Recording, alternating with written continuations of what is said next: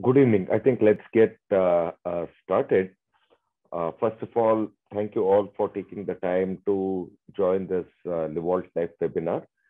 I hope as we go through the content, there's a few things that you pick up that are useful and that you'll be able to apply to improve your health.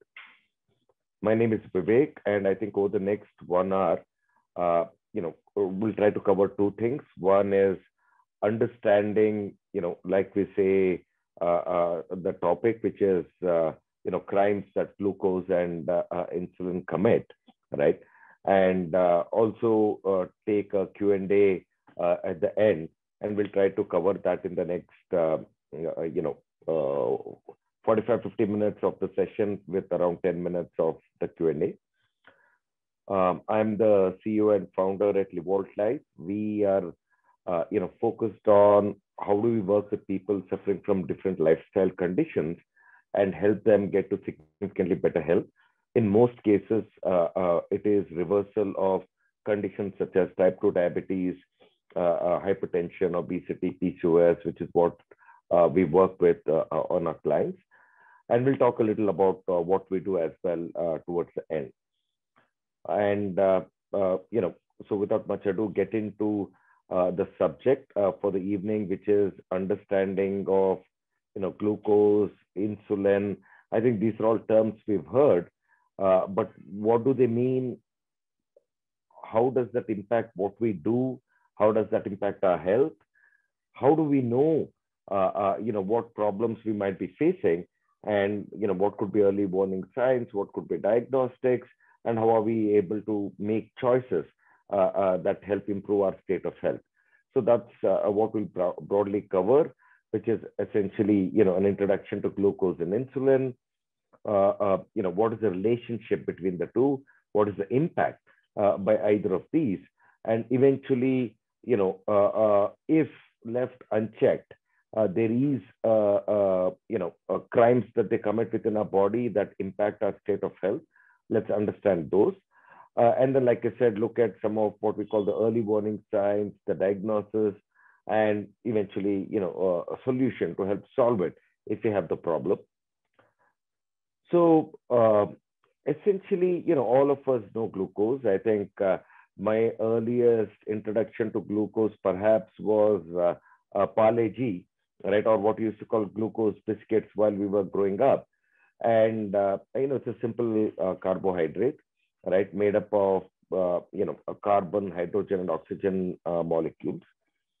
It's a primary source of energy in our body, right? It's carried and supplied to different parts of our body through the blood. Now, there are various ways we get that carbohydrate, the glucose within our body. And to a large extent, without getting technical, most of the material that we get in our body, let's say, comes in two ways, which is what we eat and what we breathe. And between what we eat and what we breathe, and as it gets internalized within the body, is when various biochemical reactions happen in the body to produce material that we need, right?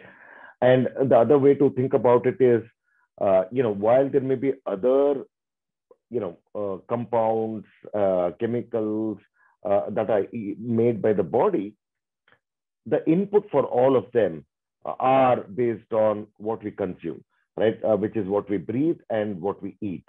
And that kind of gets absorbed, made available, and then that gets combined to form various compounds that the body needs for different purposes, right? So, if you focus on what we eat, we all know carbohydrates again. I think middle school, high school biology. Obviously, there are what we call simple carbs. These contain single sugar units. It's easy to digest. They raise glucose in the blood fairly quickly. And this is good for quick energy.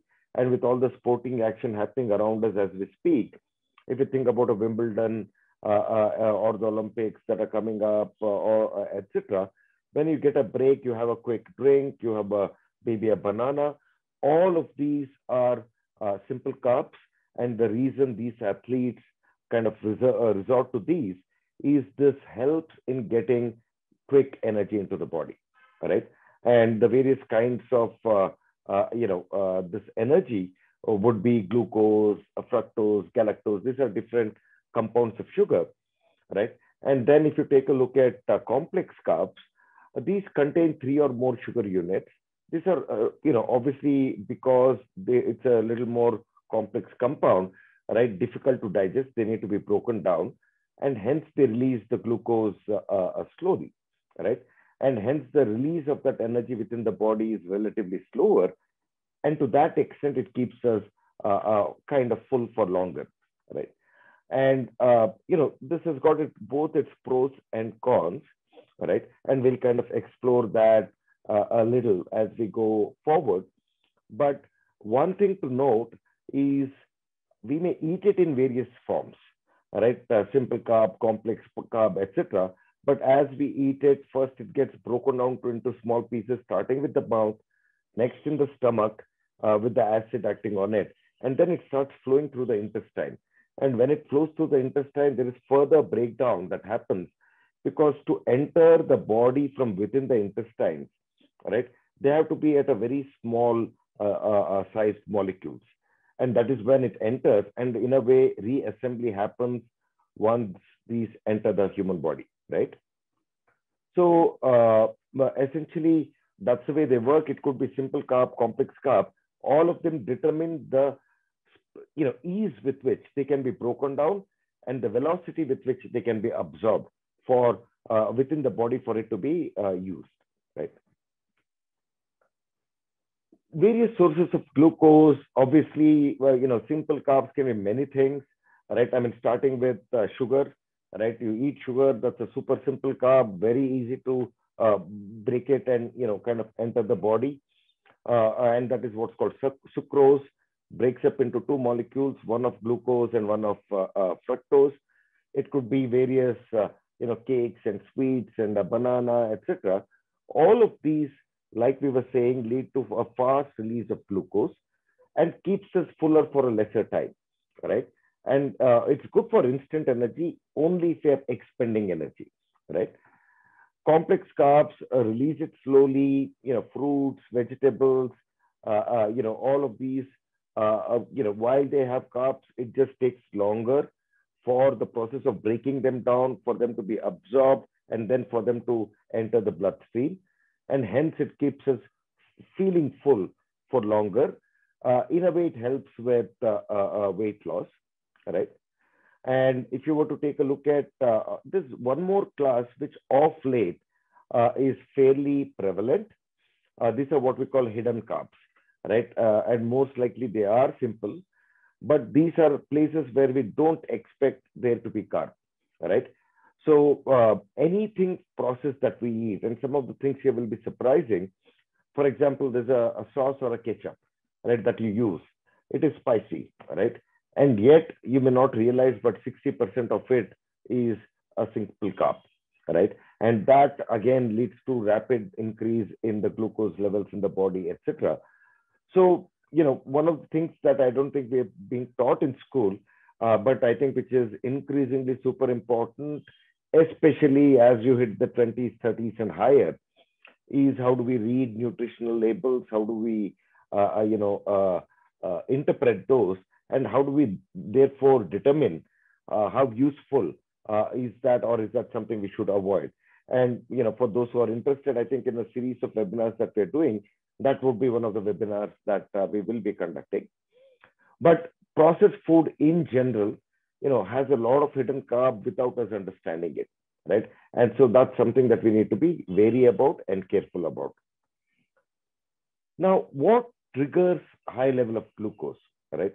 Essentially, if you were to take a look, the easier it is to absorb, the more of carbohydrates in that food, the simpler it is, leads to quicker and higher levels of glucose in the body. In very simple terms, anything that's processed or refined, right? It could be bread, pasta, pizza. It could be rice. All of these, basically, not only do they provide a lot of glucose, they provide a lot of glucose in a very quick while, right? And there's a difference, and it's important for us to note, right? So that's one thing, right? And then any kind of a fruit juice, right? Be it fresh, be it what we get in your Tetra packs and bottles, etc. All of them have a high level of glucose that kind of comes into the body. Like I said, it could also be disguised as this compound called high fructose corn syrup that gets used quite a bit in a lot of processed food that we get, in the cookies that we may get, etc. And now that is a fairly dangerous actor, right? And so that's another way, without us even knowing that it enters. The more we eat, right, the more the glucose obviously depends on what it is that we eat, right? If we don't have enough physical activity, in a way, it does lead to an increase because we're not using, right, the glucose that needs to be used. We may believe that stress is essentially, psychological, but what we don't realize is some of the hormones that get generated via stress actually lead to a physiological, there's a cascade of biochemical reactions, and it leads to a increase in the levels of glucose in our blood, right? So it's non-trivial, and even stress does have a physiological effect, right? And if you don't sleep well, that is a problem. Certain medication that we may take for various conditions, one of the side effects will be to increase the levels of glucose in our body. So one class, which is corticosteroids, I think one needs to be careful about, because corticosteroids do lead to higher levels of glucose in our blood, right? Alcohol consumption and smoking, I think, again, cascade of reactions that does lead to a higher level of glucose, right? So let's say, we get this, we eat glucose in any form, which means carb of any form. The more that we eat, the more it becomes in our body. The less that we, consume or use it, again, relatively the levels go higher, etc. Right? And there are some indirect ways. The indirect ways being stress. The indirect ways being alcohol, etc., which also, in a cascade of reactions, lead to higher level of glucose in the body, right? So one concept I think many of us would have heard: glycemic index, glycemic load. Obviously, these are only relevant for those foods that do have carbohydrates, because if you look at the other, food types, what's called macronutrients, which is fat and protein, obviously directly they don't get converted into glucose at all right, directly. Please note that there are indirect ways once they enter the body, that there are biochemical reactions that could, take a protein, break it down through a process called gluconeogenesis and create glucose. Even the fat that gets stored in the body, it's stored in the form of what are called triglycerides. In a triglyceride, there's one molecule of glycerol and three molecules of three long chain, fatty acids. If we break the fat down to create energy, the glycerol again converts to glucose. So in theory, none of us need to consume any carbohydrates, right? Even without consuming carbohydrates, the body can produce the glucose that it needs. But that being said, now and more now than maybe 30, 40, 50 years back, the level of carbohydrate consumption has significantly increased. And to that extent, the amount of glucose that is entering our body has significantly increased. And, corresponding to that, there are other, advances driven by technology that has made lower physical activity, leading to, higher level of stress, leading to sleep, etc. And the impact of that is that the levels of glucose that the body has available are increasing significantly, right? And the takeaway from this is, when we do consume carbohydrates, I think the higher the glycemic load, basically super dangerous, super easy for them to enter. The lower the glycemic load, relatively they're better, right? Because the lower the glycemic load, all it means is, for a portion of that food that one eats, A, the absolute quantum of carb and hence to that extent glucose is low, and B, the ability to absorb it is slower. So the impact to the body, it's more of a slow drip that's coming in as opposed to a rush that's coming in. And there's a difference between both of these, right? So that is, let's say, the introduction to glucose. Talking about insulin, right? Essentially, some of you would have heard of it. Many of you would have known it. Some of you may understand it. And many of us, in people that have diabetes that we might know, may actually be injecting it, right? It's a super critical hormone. It gets released and created by what we call beta cells in our pancreas, and it has multiple functions, right? And it's very important that insulin work well in our body.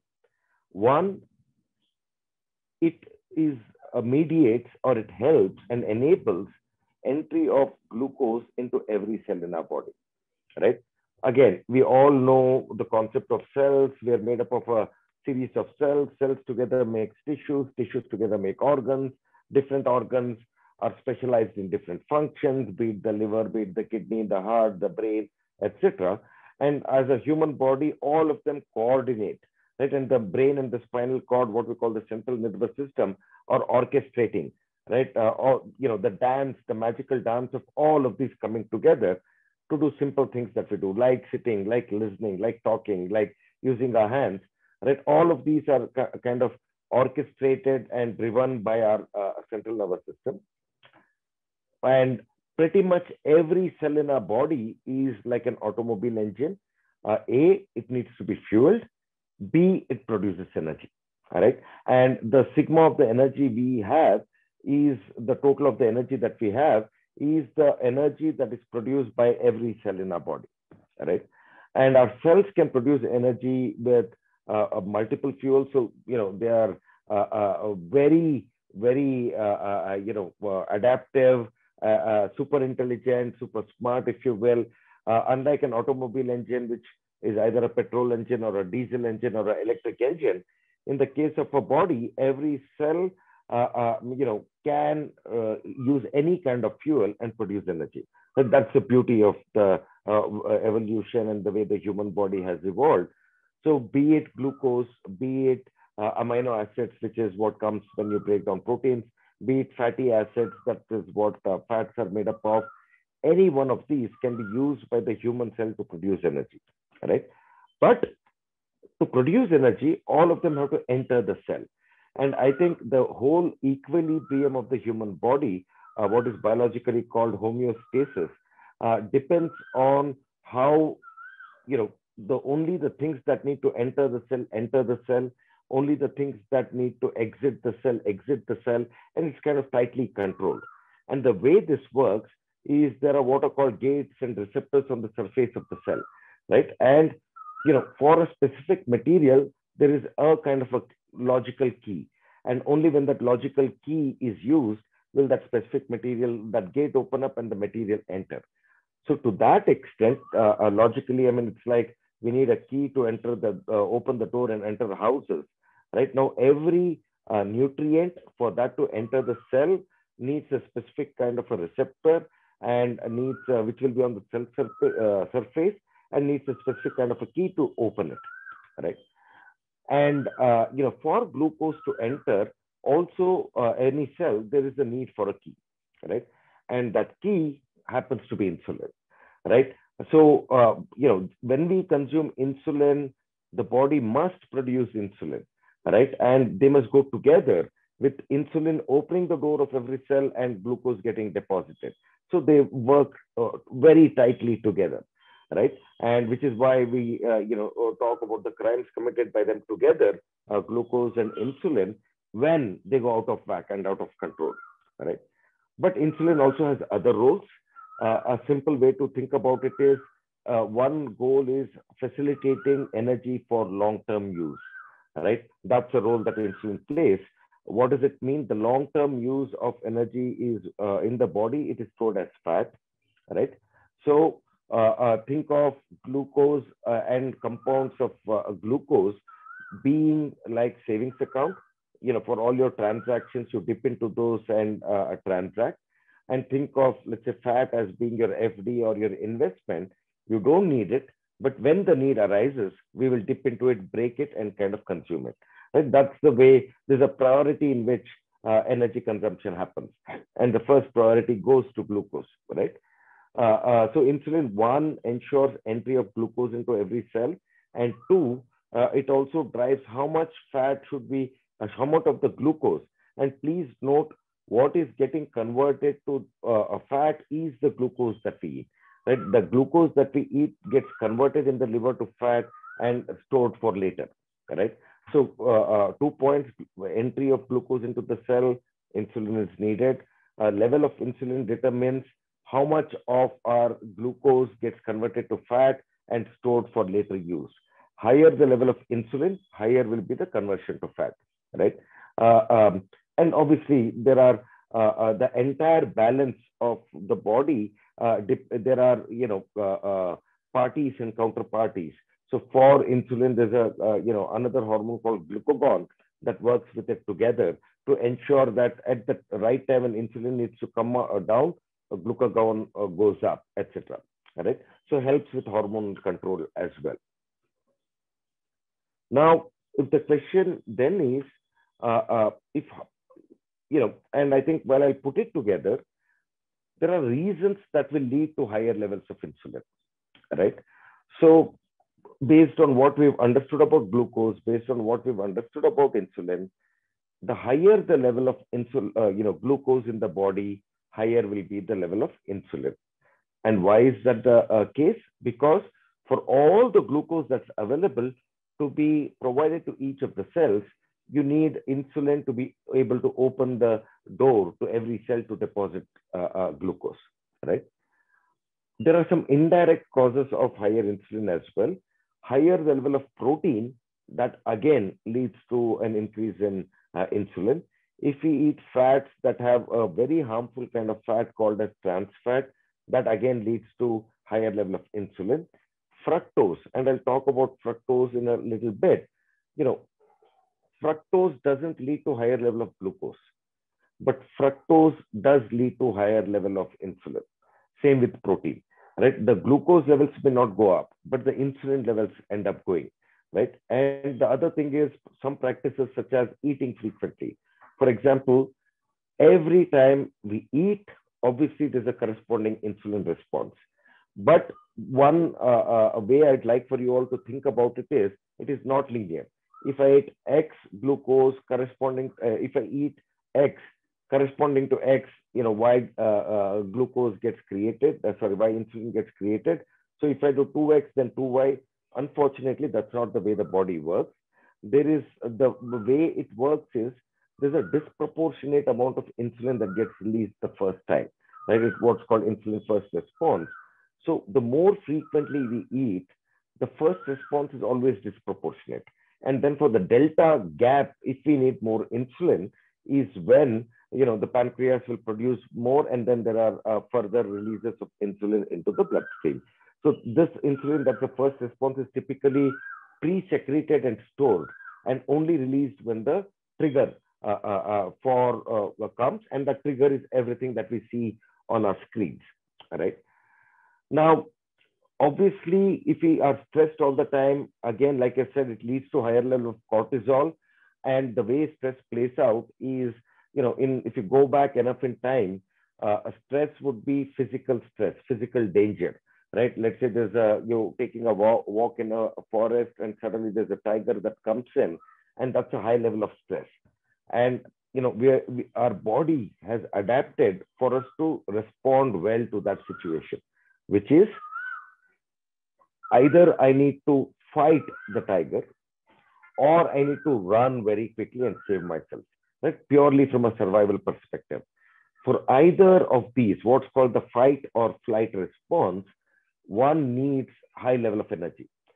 So what happens when we face that stress is the brain will, trigger higher level of cortisol, which eventually leads to higher level of glucose, because the body will, mute any other feeling you have and just give you the energy and a lot of focus to handle the stressful situation, right? And then let's say with all that energy available and with that focus available, you may take a stone, you may throw it to distract the tiger, turn around and climb a tree and save yourself, let's say, right?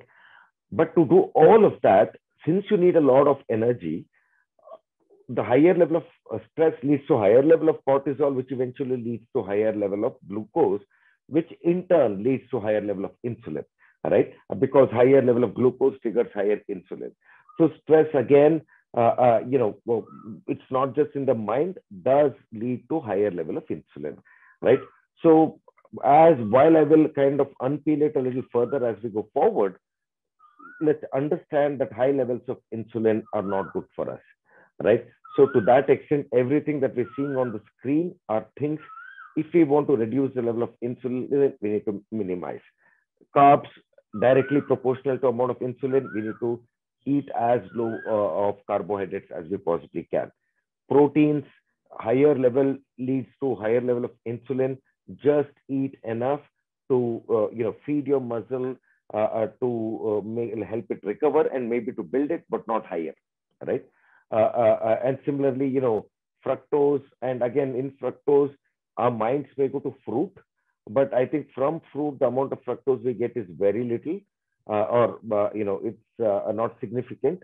Most of the fructose that we get, and just a statistic, when we were all eating natural, real food, our daily consumption of fructose would be anywhere between 10 to 15 grams, right? Whereas it's closer to 100 to 150 grams now. And the culprit here is not fruits. Culprit is the disproportional amount of processed food that we have ended up eating, and all that obviously has come from all the packets that are there in your kitchen. Just while it makes it easy, the whole process of cooking and making food, it also overloads us with hidden fructose, and that's dangerous. And on a side note on fructose, fructose doesn't lead to higher glucose levels, right? But one point to note is fructose, and to that extent alcohol, the only place the body can metabolize them and process them is our liver, right? And the more fructose we consume, the more these fructose and alcohol gets converted to fat in our liver. It's not fat that we eat, it is processed carbohydrates that we eat, the higher level of fructose that we eat or glucose that we eat, but specifically fructose and alcohol disproportionately create fat and fatten the liver. And that leads to a process where the liver cells stop responding to insulin, right? So it does not give rise to higher level of glucose, but it does lead to the body responding by producing more insulin, right? So what is the relationship? I think we talked about it, and just to kind of show it a little, right, and pictorially, if you think of the cell, insulin is the key that acts to open the door for glucose to enter. And when glucose enters the cell, that is the fuel that the cell uses to produce energy, right? Now, as a step two, basically, if you see, if there's extra glucose in the bloodstream, right? If we consume more of carb and we have more of glucose available to us, once all the glucose that the cells need is provided to the cells, the other glucose, obviously the brain is telling, I need glucose to be less in my blood. And we'll talk about why. Higher level of glucose in the blood lead to, damage many things. So the brain is trying to keep the level of glucose in the blood low. What does it do? If the cells cannot consume more glucose, all the glucose is shipped to the liver, and the insulin then instructs the liver to convert these into two things. One is called glycogen and other is fat. So glycogen is, think of it like for those of you who might remember a Bajaj Chetak or any vehicle to that extent, and there being the main fuel and a reserve fuel, right? And you kind of dip into the reserve and the main fuel kind of is consumed. Glycogen is that. It's a compound of glucose, and it can power us for 24 to 36 hours if all the glucose in our body is consumed, right? essentially, we will see that, all the extra glucose is going to the liver, and from the liver, it is being converted into what I would call glycogen and fat, right? And part of the fat that accumulates in the body is actually extra glucose, right? Which the body wants to remove from the blood, sends it to the liver. Part of it gets stored as glycogen, and the rest of it gets stored as fat for use later. And like I said, please remember, higher the level of insulin, higher will be the amount that gets converted to fat and stored. So in essence, it's also taking you down a path to obesity, right? If you end up with high levels of insulin, please note that high level of insulin does lead the body to enter into a state where there's more fat storage, right? But please note, this is not dietary fat.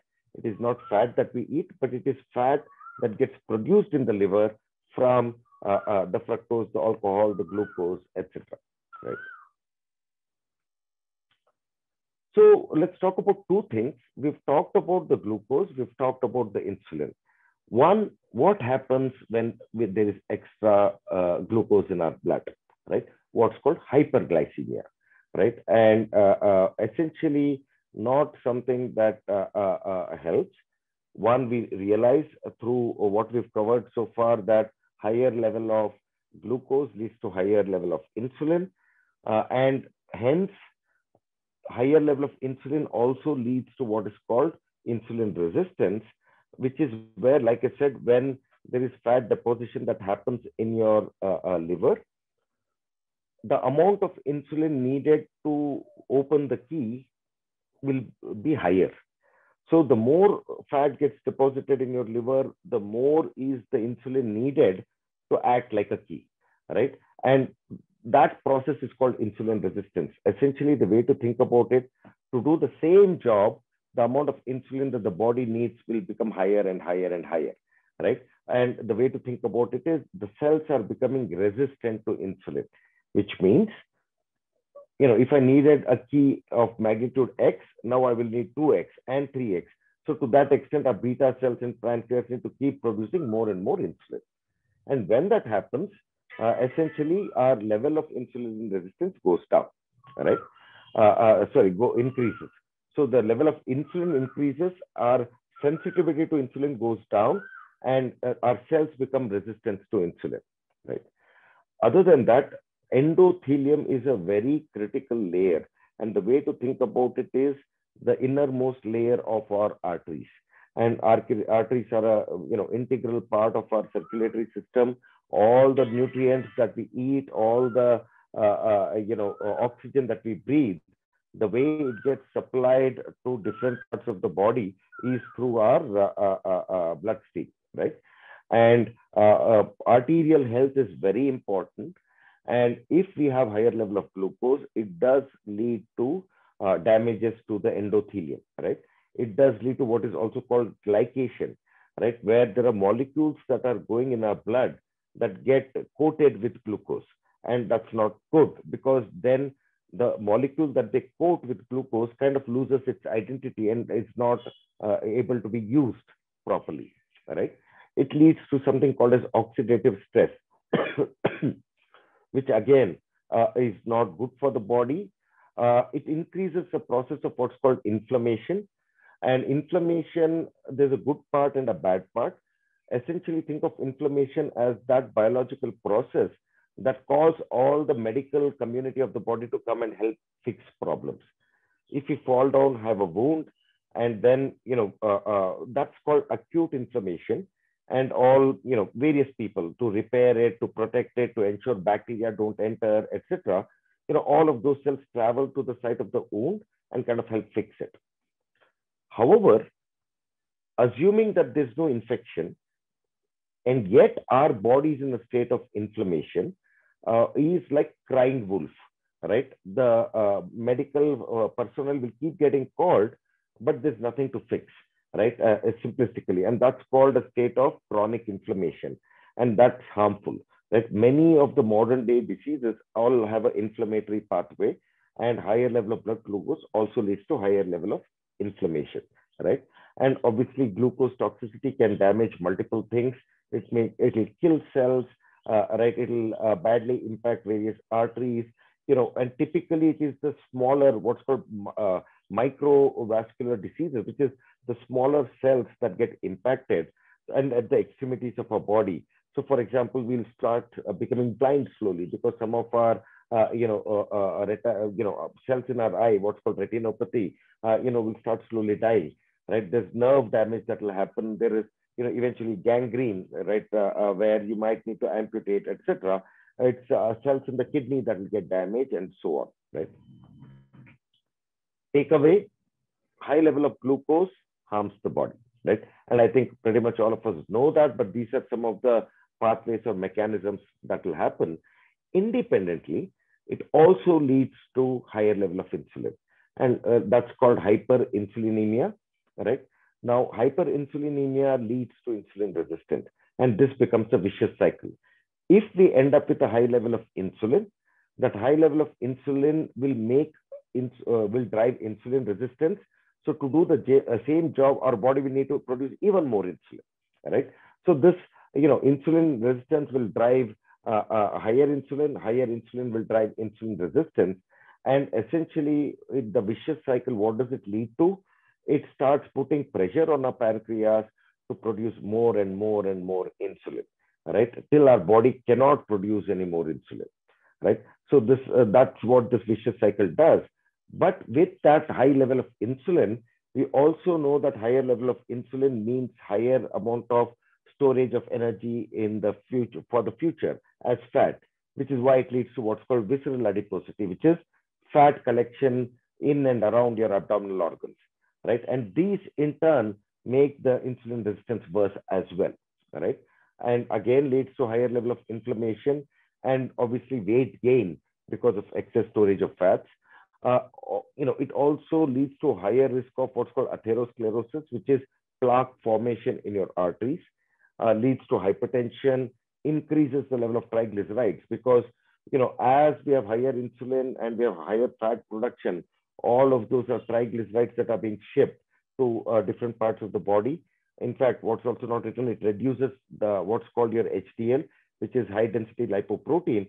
Essentially, this is the root cause which kind of leads to multiple outcomes.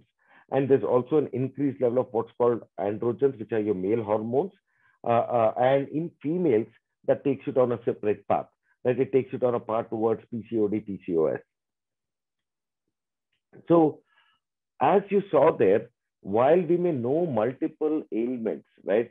Type 2 diabetes and PCOS and obesity, cardiovascular risk, hypertension, etc. But what you would have understood is that at the core of all of them, while those might be the diseases we know, at the underlying root cause level, insulin resistance plays a critical role. This is the root cause for all of these chronic ailments.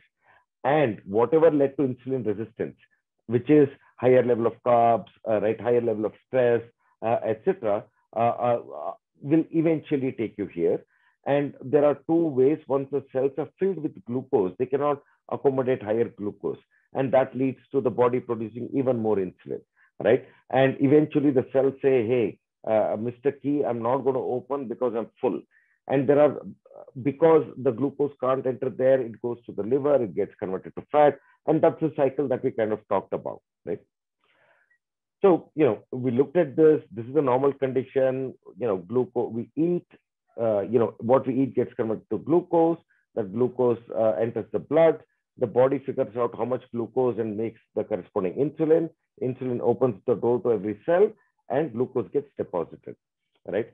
But insulin resistance, however, and it manifests in two ways at different points in time. One is where it is full of glucose, right? Even if insulin comes and opens the door, there's no place for more glucose to go in, right? And when this happens, this manifestation of insulin resistance happens, is when we tend to put on weight, right? And then there's another manifestation where the receptors will not open, and and the insulin is not effective, so the glucose does not enter the cell, right? And when the glucose does not enter the cell shifts to using fat for energy, and the blood glucose levels go higher. But when this happens, we will see our weight go down. And both of these happen at different points in time, right? But either of these are not good. And the reason for either of this to happen is the insulin resistance, right? So if you take a look at, we talked about glucose, we talked about insulin, we talked about the interrelationship. While there are multiple reasons for higher level of insulin, higher glucose is one significant reason. And with that higher glucose and there being higher level of insulin, the vicious cycle starts where the body one is fat deposition that happens in the liver, in your muscles, in your pancreas, the cells becoming insulin resistant and needing more insulin, and more insulin increasing your insulin resistance, etc.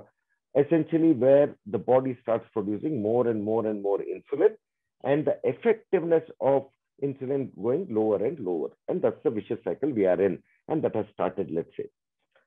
From there, we talked about, inflammation, right? We talked about oxidative stress. These are all processes, right? Biological processes or metabolic processes that start going wrong, right? And have their own ways of harming the body.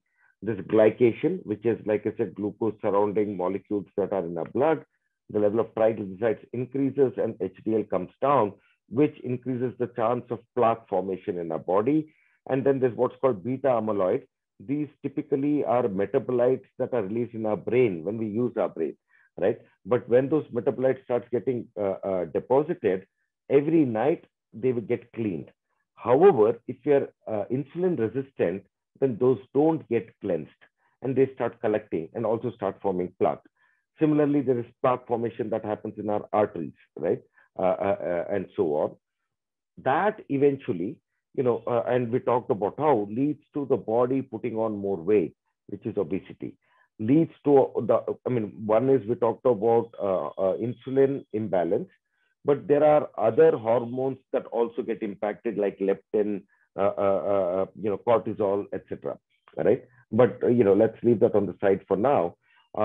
Obviously, with all the fat, there is an onset of what's called non-alcoholic fatty liver disease, where fat deposition starts happening in our liver.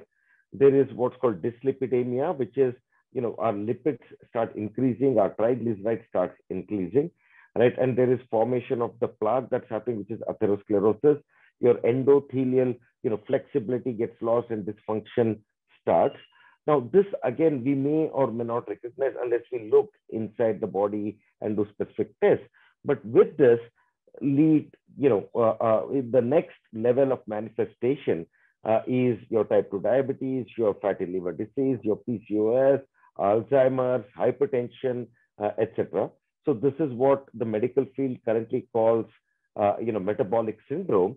And you will realize that by the time all of this manifests, 8, 10, 12 years have happened from the time you've been insulin resistant, right? So what starts as the root cause being insulin resistance, and then there are certain biological processes that kind of get impacted and not working well, that leads to first sign of, certain imbalances that we see, right? Lipid imbalances, hormonal imbalances, fat imbalances, us having more fat than we need, etc., etc., and eventually resulting in one of the modern metabolic diseases, right? Which are called non-communicable diseases, etc. And the proportion of these has significantly increased, over the last 40, 50 years.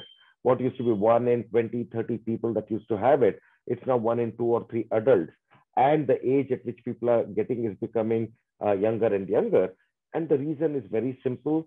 The triggers that lead to insulin resistance, our forefathers did not have many of those bad actors, right? With industrialization, with convenience, with ease, we've not understood, the longer term impact of some of what we eat, right? And nutrition is 60 to 70% of what drives this, right? And those have become increasingly available. They made it easier for us.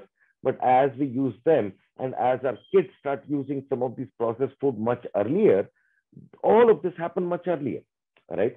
And eventually, obviously, and you will see end game kind of situations that this will lead to, right? It could be any kind of a coronary artery disease, myocardial infarction, etc., strokes and cancer. All of this is a pathway that leads to these, right? And obviously, the proportion of this is significantly higher.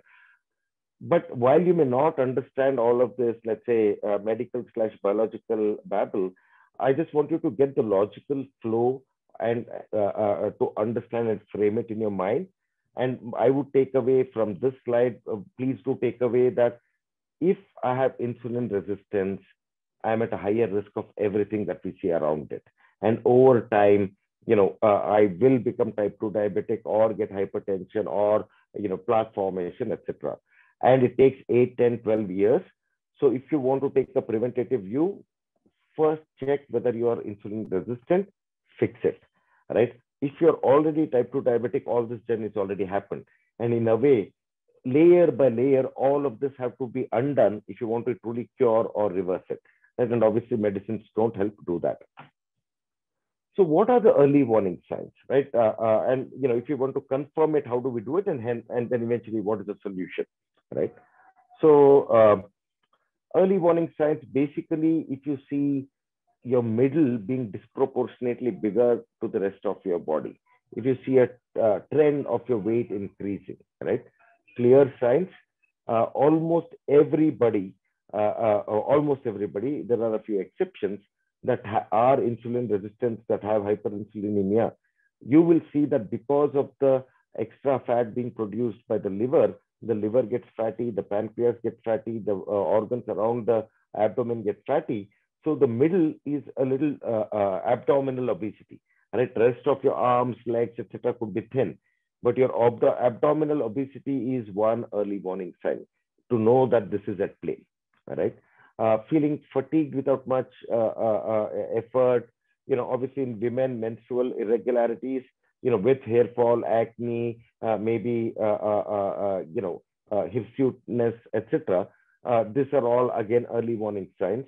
If you feel that, hey, my mind is fogging up, it's not as clear, and some decline in cognitive function, that's a sign. Because obviously we talked about the beta amyloid deposit, etc., etc. There are what are called the small skin tags that could happen in underarms, around the neck, etc. This again is an early warning sign. All right. So these are things that if you see, right, you don't need to go to a lab. If you see this, know that. And while if you've been diagnosed with type 2 diabetes or any of this will be there, and you know that. But even if you don't have any of those diagnosed, these are all signs that you're headed there. That it is a sign of high level of insulin resistance, and you'd rather fix it sooner as opposed to it becoming worse later, right? If you want to then diagnose it, right, and obviously what you see on the right are the numbers in the good range. If the numbers are not in this range, is when one needs to worry, right? And again, these are more measurable, right? When I say diagnosis, it is quantifiable ways of figuring it out. If the waist size is greater than 80 centimeters in women and greater than 90 centimeters in men, it's alarm bell needs to go, right? There's a test called fasting insulin, right, which is super critical. And in my view, if there is one single blood test that anybody should do, it is fasting insulin. Doesn't get done, right? But fasting insulin, if it is higher than 5, right, 5 to 8, right, is when you know that your body is producing more insulin to do the same job, right? Which means that your path on insulin resistance has started. A lagging indicator will be fasting blood sugar, which means, because there's, like I said, around 7, 8 years from when fasting insulin goes up to when fasting blood sugar goes up. Obviously, if insulin is high and fasting blood sugar is normal, it's a good sign. You are a little earlier on in the cycle. Whereas if your fasting blood sugar is higher than 110, you don't even need to do the fasting insulin. Most likely it is going to be high. All right. If your visceral fat, and if there's a way to measure fat distribution through the body, right, fat can be in multiple places, what's called subcutaneous fat, etc. The dangerous one is called visceral fat, which is the fat around your abdomen and abdominal organs. If that is greater than 12%, it's something to worry about, right? Obviously, HbA1c is another lagging indicator. If it is higher than this, you already, the time has passed from insulin resistance to pre-diabetes, you've kind of covered it, right?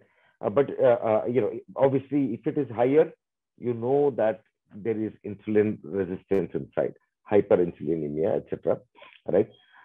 A ratio of triglycerides to HDL, right? And this is super critical for heart health, but is driven by insulin resistance.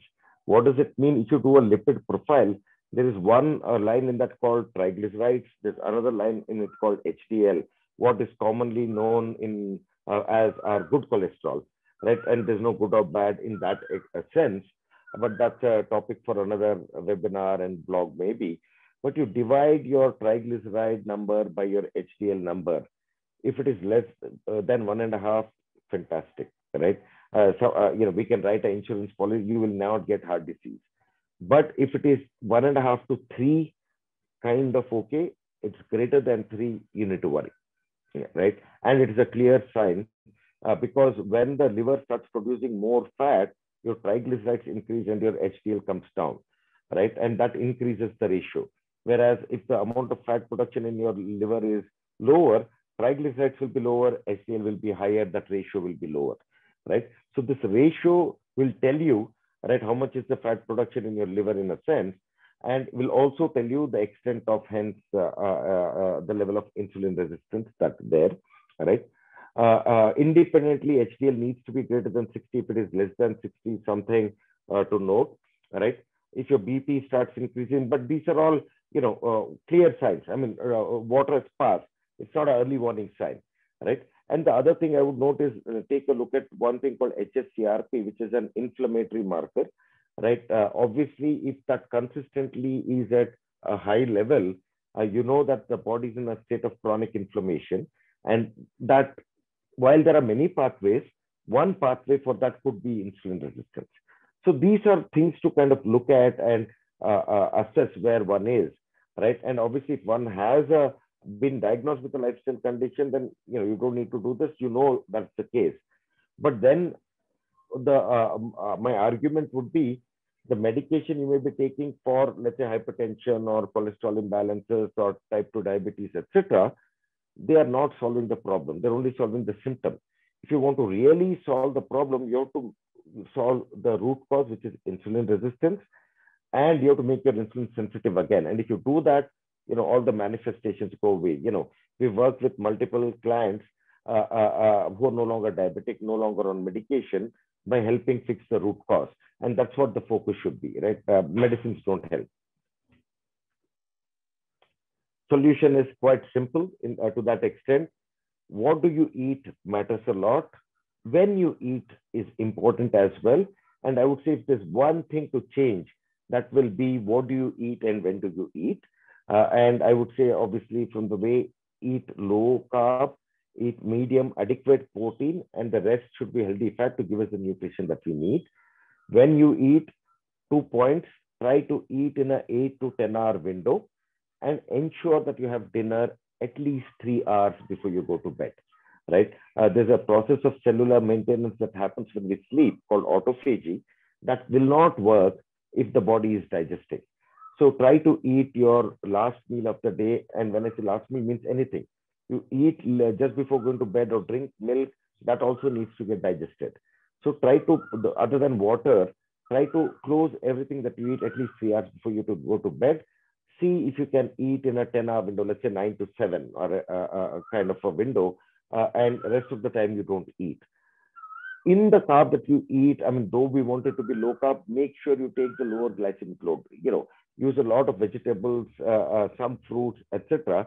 But the high carb ones, the simple ones, the processed food, please avoid. All right. Try to take steps to de-stress, sleep well, important for cellular health, and make sure you have a certain level of fitness regimen going. It doesn't need to be intense. You don't need to be a muscle man or a muscle woman. I think to be metabolically healthy, what you need to do in fitness is different than to be strong, right? And what's called hypertrophy of your muscles, etc. So there are certain routines that help in driving better metabolism. Make sure you adopt those. Do all of these, and I think obviously it'll leave you in a good shape, right? So that's what I'd like to cover. Please note there's a chat window, there's a Q&A window. Any questions you have, please write it, and we'll soon be getting to the Q&A part of the session. Very quickly, what do? We help people beat disease if they already have one. We have what we call a health restore program with all of the vectors needed. And we work with hundreds of people where they're no longer diabetic, no longer on medication, who are 90, 100 kgs, are 70, 75 now. HbA1c 12 plus, it's 4, 5 now. 3, 4 medicines, injecting insulin, 0 medicines now, right? And obviously, the freedom now to your body is now working like how it's healthy. And we have various ways we can engage on that, which is called the Health Restore program. We do have a 10-day Kickstarter with guaranteed results or money back. And we also have longer programs to kind of go through the complete reversal. And essentially, the focus there is of the root cause. It is about how do we rebalance metabolism? How do we improve, all these hormones which are not working well? How do we get them to work well, etc. Improving cellular health, strengthening immunity. That's what our Health Restore programs do. And if you have any lifestyle condition, you can be free of it, right? And our Health Restore program will help. At a minimum, one thing I would suggest is when we say predict disease, because typically diagnostics looks at parameters which tell you that you already have the problem, what I call lagging indicators. But we've designed a comprehensive package which looks under the hood, which doesn't look at, which also looks at lagging indicators, but primarily looks at the processes, right? So it will be able to predict, are you on a path? Or your doctor may give you a clean check, but we may realize that there's insulin resistance. We may realize that there's, chronic inflammation. We may realize that these you fix, you will not even get to the end outcome. So this again is a one-time test, what we call a smart health and risk assessment. Please do take a look at our website. And I think I would suggest this would be something to get done to not just assess where my health is today, but to assess where is my health headed into the future. And if you get an early warning sign, it may be better, smarter to act now and make sure you don't even get to that destination you don't want to go to. We also have what we call a prevent disease set, which are more of based on all the science we've understood. People may want to amp up their immunity. So we've got a program called Immunity Revive. Gut health is super important, what's called the gut microbiome. So for anybody, it's recommended. So we have a 4-week gut revive program. And in what we call our programs, all vectors are included. We provide the food. We provide the exercise and yoga and meditation classes. We do the diagnostic. We do the doctor consultation. We do the nutritionist consultation. So all vectors are covered, right? You just need to, and food will get delivered to you. Diagnostics will be, a sample will be collected from very convenient, etc. So that's something to look at. Same thing in the prevent disease, but this is for healthy people. You want to improve your gut microbiome, your immunity, etc. Those are things that you could do. And we have other products as well. Healthy ingredients that we sell, our exercise, yoga, and meditation routines, and so on. So these are some of the webinars that we have upcoming. And I think if any of them are interesting, I do, encourage you guys to take advantage. It will be most likely Saturday 5 is when we do this. I think that brings me to the end of what I had. Thank you all for taking the time. I know for a weekend, this may not be an ideal session, and maybe it was a little more technical or etc. But I think the entire goal was to kind of decode what's happening within and tell you that, blood sugar being high is not, comes much later. That if you get to know your insulin resistance, you can fix your problem sooner.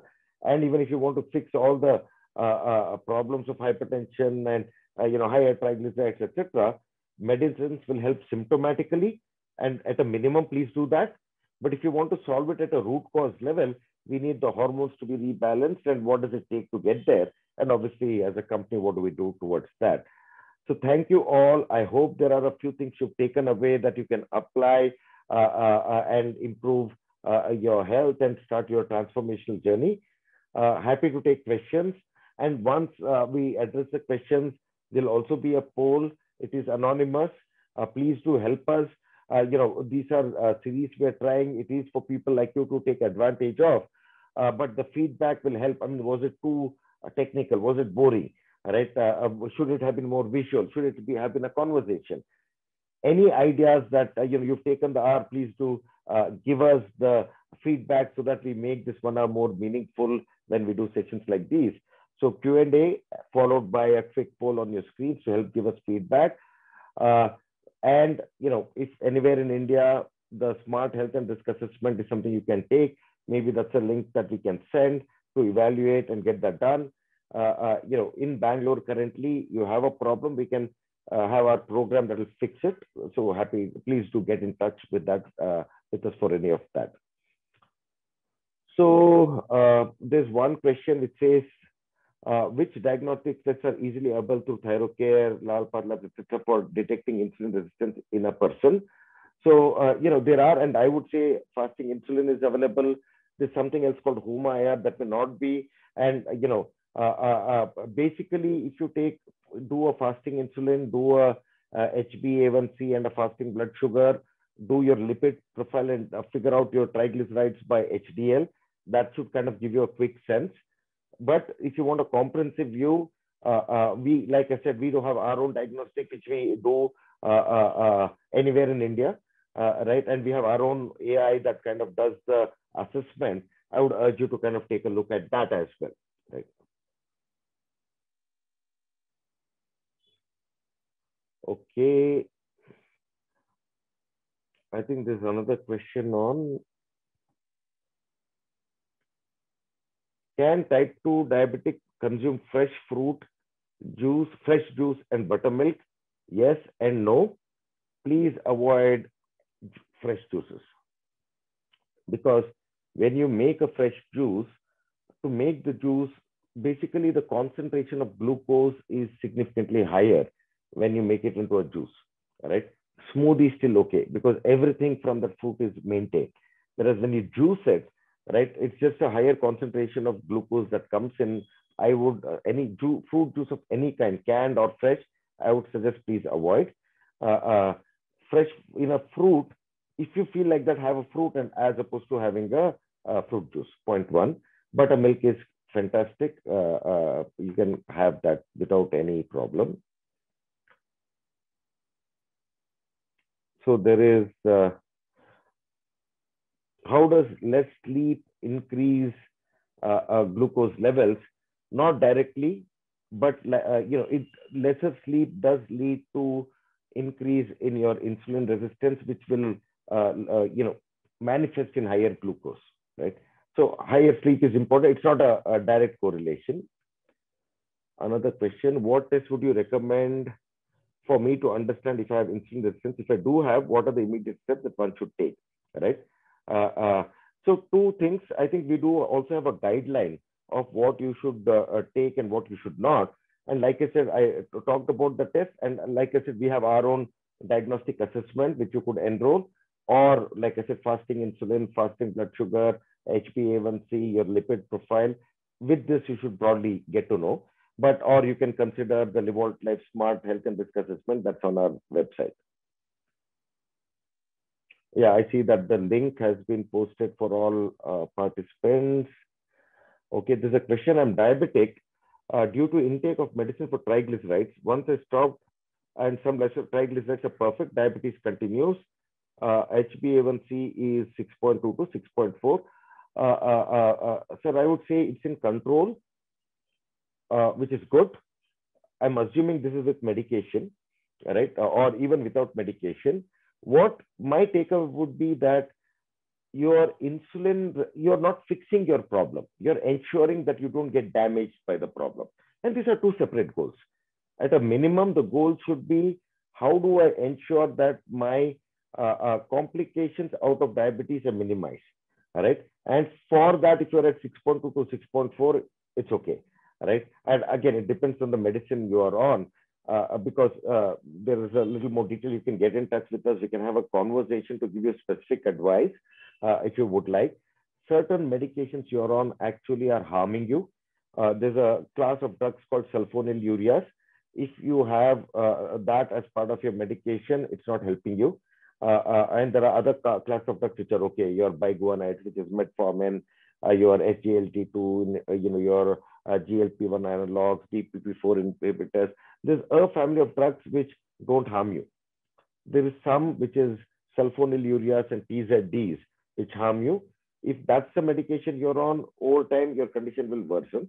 So you need to change that medication. 6.2 to 6.4 is a good place to be to manage and ensure complications don't happen. Our advice is if you are ambitious, you should try to actually reverse it. And if you reverse it, that means you'll be without medication with HbA1c less than around 5.5. All right. And and that's what we work with people on, and happy to have that conversation.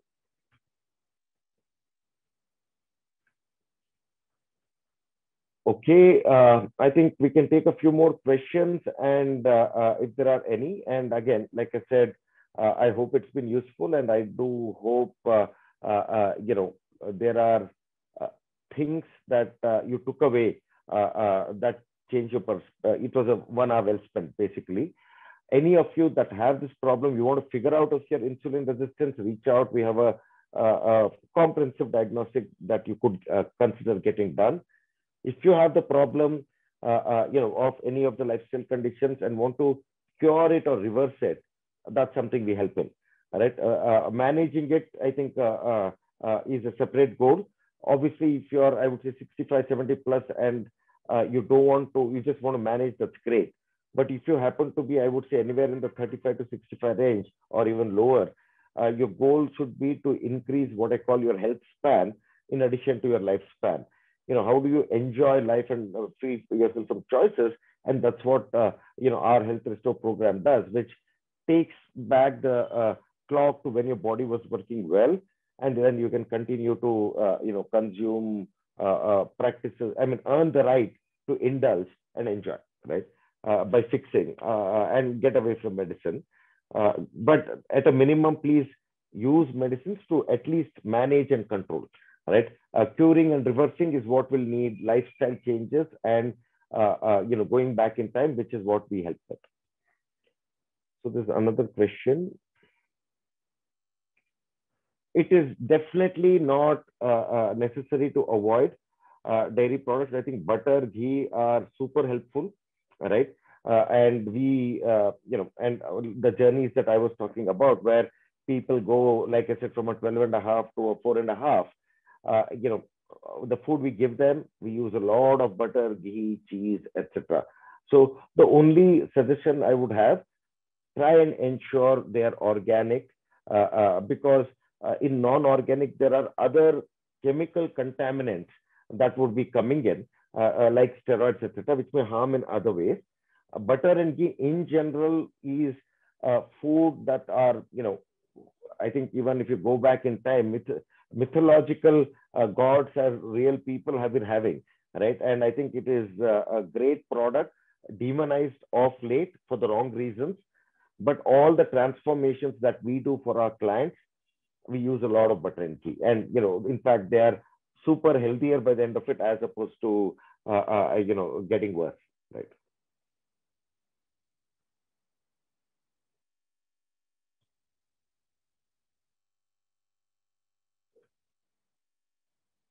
Okay, I think we can take a few more questions, but I think for the moment, maybe before you all leave, please do give us feedback on the content, on how to improve. So the poll will come up on your screen. And if there are any other questions, we could take that after this. And, thank you. Enjoy the rest of your Saturday and hope you have a great weekend.